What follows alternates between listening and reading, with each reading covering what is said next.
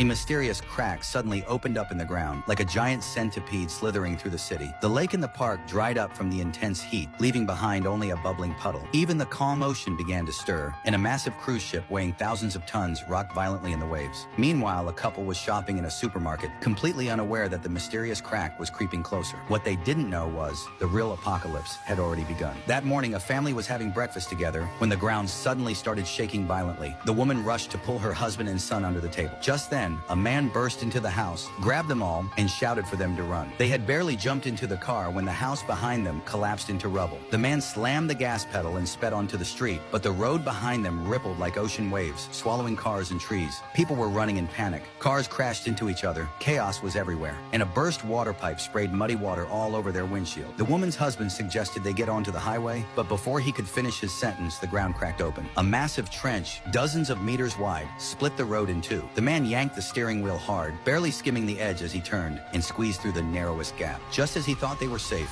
a collapsing skyscraper blocked the road ahead. They rushed to the airport, only to find a single empty plane left on the runway. The man had only taken a few flying lessons, but with no other choice, he climbed into the cockpit. Behind them, the entire city had crumbled into ruins. He pulled back on the control stick with all his strength, lifting the plane into the sky, fighting for one last shot at survival in the end of the world.